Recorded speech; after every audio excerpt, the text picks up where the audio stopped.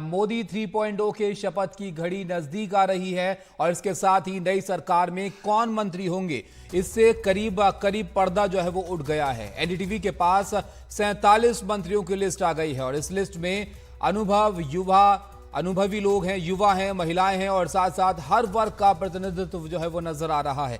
आज सुबह पीएम के घर पर नए बन रहे मंत्रियों को चाय पर बैठक पर बुलाया गया और ये जो लिस्ट है, जो मंत्री शपथ लेंगे, वो एनडीटीवी के पास है और 47 नाम इस लिस्ट में शामिल हैं, जिसमें अमित शाह का नाम है, राजनाथ सिंह का नाम है, कई नए चेहरे हैं, युवा भी हैं और महिलाएं भी इसमें हैं और हर वर्ग का प्रतिनिधित्व जो है वो इस नई कैबिनेट में यहां पर नजर आ रहा है। तो अब से कुछ घंटों का बस इंतजार है जब नई सरकार का शपथ ग्रहण यहां पर होगा। उसमें तमाम ये जो मंत्री के तौर पर नेता हैं, वो सांसद हैं, वो शपथ यहां पर लेंगे और एनडीटीवी पर आप देख रहे हैं उन संभावित मंत्रियों के नाम जो आज शपथ लेने वाले हैं, जिसमें शिवराज सिंह चौहान और सिंधिया का भी नाम है जो मंत्री बनेंगे यहां पर। और पीएम आवास पर जो बैठक चल रही थी वो फिलहाल यहां पर खत्म हुई है। चाय पर मुलाकात पीएम ने की है इन लोगों के साथ जो नई कैबिनेट में शामिल होंगे। तो एनडीटीवी के पास ये 47 नाम है जो हम आपको बता रहे हैं लगातार। ज्योतिरादित्य सिंधिया है, इसमें भागीरथ चौधरी हैं और तमाम जो नाम है जो इसमें शामिल हैं वो आप एनडीटीवी पर आज यहां पर देख रहे हैं।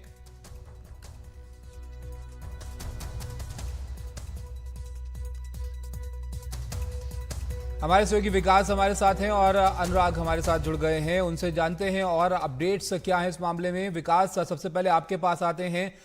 पीएम की मुलाकात जो हो रही थी उन मंत्रियों के साथ जो अब नई कैबिनेट का हिस्सा होंगे।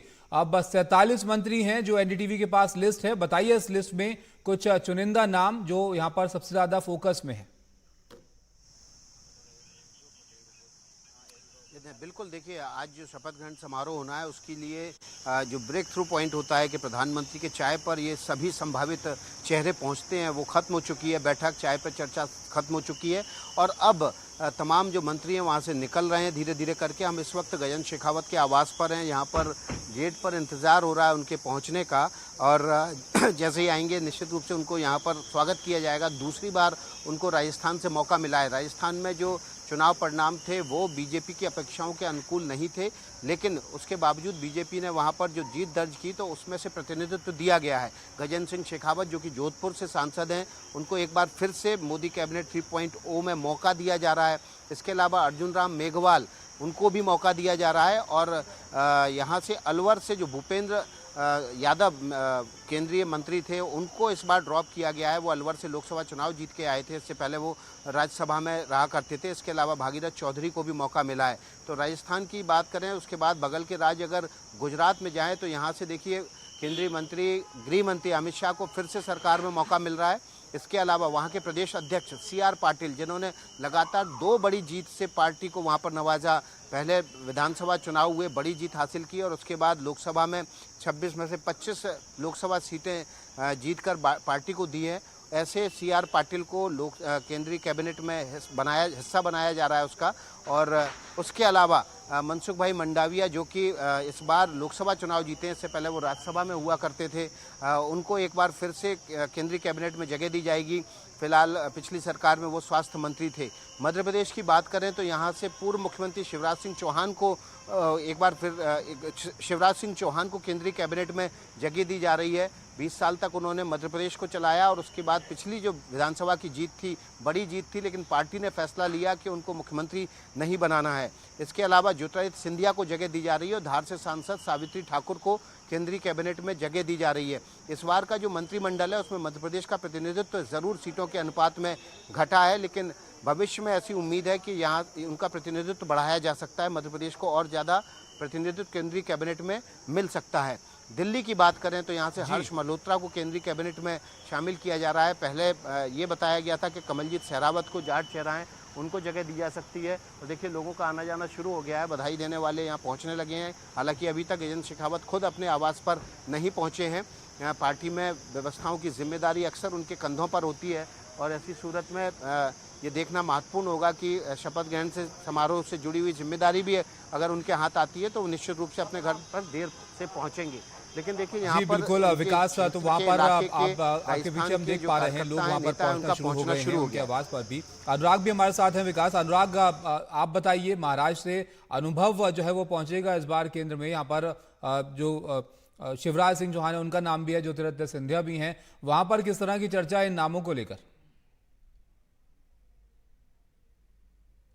देखिए, जैसा बताया विकास ने कि मध्य प्रदेश से 3 जो चेहरे हैं उसमें पूर्व मुख्यमंत्री शिवराज सिंह चौहान, जिन्होंने लगभग 16.5 साल से कुछ वक्त ज़्यादा तक मध्य प्रदेश की कमान संभाली और इससे पहले भी विदिशा से सांसद रहे और इस बार एक रिकॉर्ड मतों से जीते हैं। वैसे रिकॉर्ड इस बार 11 लाख वोटों से ज़्यादा का शंकर ललवानी के नाम पर है, लेकिन उसके सामने कोई उम्मीदवार नहीं था, नोटा से लड़े। लेकिन शिवराज सिंह चौहान ने 8 लाख मतों से ज़्यादा से विदिशा से जीत दर्ज की है। सांसद बन के फिर से एक बार संसद में पहुंचे हैं इतने लंबे अंतराल के बाद, और अब केंद्रीय मंत्रिमंडल में जिम्मा संभालेंगे। साथ ही ज्योतिरादित्य सिंधिया, जो गुना शिवपुरी से एक बार फिर से बतौर लोकसभा उम्मीदवार, क्योंकि पिछले चुनाव में केपी यादव से हार गए थे और तब सिंधिया कांग्रेस में थे, केपी यादव बीजेपी में थे, लेकिन एक बार फिर से सिंधिया को मौका मिला है और वो फिर से केंद्रीय मंत्रिमंडल में शामिल होंगे। और साथ ही साथ धार से, जो यहाँ पर एक आदिवासी बहुल सीट है, रिजर्व सीट है, वहाँ से सावित्री ठाकुर दूसरे बार की सांसद हैं। 2014 में जीत करके आई थी, लेकिन 2019 में उन्हें टिकट नहीं मिला था। उनका टिकट काटकर छतर सिंह दरबार को दिया गया था और इस बार फिर से सावित्री ठाकुर को टिकट दिया गया है। उनका कोई वैसा राजनीतिक पृष्ठभूमि नहीं है, वहाँ पर जिला पंचायत अध्यक्ष रही थी, उनके पति किसान हैं और पूरा पारिवारिक पृष्ठभूमि उनके किसानों का ही है। लेकिन आरएसएस से उनका परिवार लंबे समय से जुड़ा हुआ है, तो सावित्री ठाकुर को मौका मिला। लेकिन पड़ोसी छत्तीसगढ़, जिसने 10 सांसद भेजे हैं, अभी तक वहां पर किसी भी संसद सदस्य को इस तरह की कोई सूचना नहीं है कि उन्हें मंत्रिमंडल में शामिल किया जाएगा। तो ये छत्तीसगढ़ के लिए एक मायूसी वाली बात हो सकती है। जी बिल्कुल, आप यहाँ पर विकास, आपके पास अगर लौटें तो वो चेहरे जो इस बार चुनाव हार गए थे वो भी इस लिस्ट में हैं। जरा उनके बारे में भी आप बताइए, कौन कौन से ऐसे चेहरे इस बार यहाँ पर इस कैबिनेट में शामिल होंगे? जी हाँ, देखिए, रवनीत सिंह बिट्टू, जो कि कांग्रेस के सांसद हुआ करते थे, वो इस बार पार्टी छोड़कर लोकसभा से एन पहले उन्होंने बीजेपी का दामन थामा था। उनको पार्टी ने लुधियाना से उम्मीदवार बनाया था, लेकिन वो हार गए थे। तो रवनीत सिंह बिट्टू को पार्टी ने इस बार हार के बावजूद केंद्रीय मंत्रिमंडल में शामिल कराने का फैसला लिया है। और आज जब 11:30 बजे प्रधानमंत्री आवास पर चाय पर चर्चा शुरू हुई, बैठक शुरू हुई, तो रवनीत सिंह बिट्टू को भी वहां बुलाया गया था। शाम को वे शपथ लेंगे। इसके अलावा तमिलनाडु के अन्नामलाई, जो कि प्रदेश अध्यक्ष भी हैं, फ्राई ब्रांड नेता हैं, वो भी चुनाव हार गए थे अपना, लेकिन कोयम्बटूर से चुनाव हारे थे, लेकिन उनको इस बार पार्टी केंद्रीय कैबिनेट में शामिल करने जा रही है। तो ये 2 ऐसे चेहरे हैं जिनको पार्टी केंद्रीय कैबिनेट में हार के बावजूद जगह दे रही है। और ये दोनों चेहरे जो है ऐसे राज्यों से आते हैं जहां पर बीजेपी जो है इस बार लगभग शून्य है।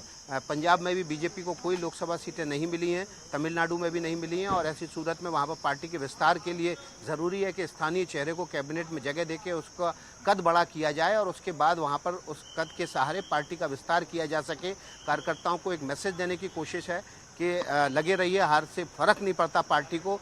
अगर आप लगे रहेंगे, मेहनत करते रहेंगे, तो पार्टी आपका कद बड़ा करती रहेगी। और ये मैसेज साफ हो गया रवनीत सिंह बिट्टू और के अन्नामलाई को केंद्रीय कैबिनेट में जो जगह मिलने जा रही है उसके बाद।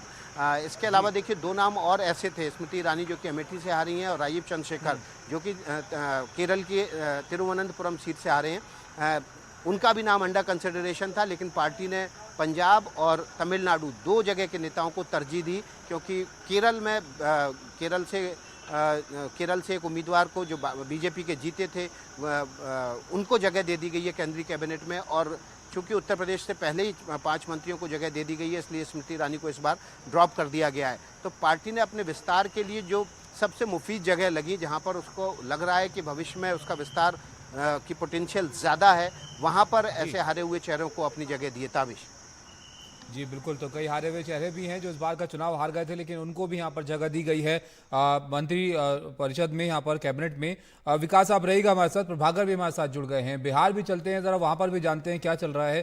प्रभाकर, सहयोगियों के नाम तो बिहार से सामने आ गए, वहाँ पर बीजेपी के अपने कौन से मंत्री होंगे बिहार से? देखिए, दो नाम तो कंफर्म बताया जा रहा है। एक गिरिराज सिंह, दूसरा नित्यानंद राय। ये दोनों अभी मौजूद हैं वहाँ प्रधानमंत्री आवास में। तो कुल मिला के बिहार से अगर आप मंत्रियों की संख्या की बात करेंगे तो 6 मंत्री होते हैं। 2 जेडीयू से हैं, ललन सिंह और रामनाथ ठाकुर। ललन सिंह जो है वो पूर्व राष्ट्रीय अध्यक्ष रहे हैं जेडीयू के, काफ़ी करीबी माने जाते हैं नीतीश कुमार के, और तीसरी बार मुंगेर से जीते हैं। उनका नाम क्लियर है, वो वहाँ पे मौजूद हैं अभी प्रधानमंत्री आवास में। और रामनाथ ठाकुर जो हैं वो राज्यसभा के सांसद हैं, जेडीयू के कर्पूरी ठाकुर के पुत्र हैं, और कर्पूरी ठाकुर जिन्हें अभी भारत रत्न से नवाजा गया था, और वो भी काफ़ी करीबी माने जाते हैं। और जातीय समीकरण, नीतीश कुमार के जो जातीय समीकरण है उसमें भी वो फिट बैठते हैं। जेडीयू को 3 सीटें मिलने की संभावना थी, जिसमें कि 2 कैबिनेट बर्थ था और एक जो है एमओएस की बात हो रही थी। लेकिन अभी जो हमें बताया गया पार्टी सूत्रों के हिसाब से, उसमें 2 जेडीयू के कोटे से जा रहे हैं लोग, और तीसरा जो नाम है वो जब अगला एक्सपेंशन होगा उसमें जेडीयू के एक मंत्री को और शामिल किया जाएगा। उसके बाद चिराग पासवान वहाँ पर मौजूद हैं। चिराग पासवान जो कि रामविलास पासवान के पुत्र हैं और अपनी पार्टी के राष्ट्रीय अध्यक्ष भी हैं। जीतन राम मांझी जो कि बिहार के पूर्व मुख्यमंत्री हैं, वो भी मौजूद हैं, उन्हें भी बुलाया गया है और वो प्रधानमंत्री आवास में मौजूद है। तो कुल मिला के बिहार की अगर आप संख्या की बात करें तो 6 के आसपास होता है। जीतन राम मांझी, चिराग पासवान, ललन सिंह, कर्पूरी ठाकुर के पुत्र जो हैं, और उसके अलावे गिरिराज सिंह और नित्यानंद राय। तो संख्या के लिहाज से अगर आप देखेंगे तो बिहार को ठीक ठाक प्रतिनिधित्व मिल रहा है। हालांकि ऐसा माना जा रहा है कि बहुत सारी जो जातीय समीकरण है यहाँ, उसके हिसाब से बहुत सारे लोगों को, बहुत सारी जातियों को प्रतिनिधित्व नहीं मिला है। तो जो अगला एक्सपेंशन होगा उसमें और लोगों को शामिल किया जा सकता है। जी बिल्कुल, आप बने रहिए। प्रभाकर, आपसे और जानेंगे बिहार से जो नाम अभी चर्चा में यहाँ पर हैं उनके बारे में। फिलहाल यहाँ पर आप देखिए, महाराष्ट्र सरकार में वन मंत्री सुधीर मुनगंटीवार को भी मोदी 3.0 में मंत्री बनाया जा रहा है।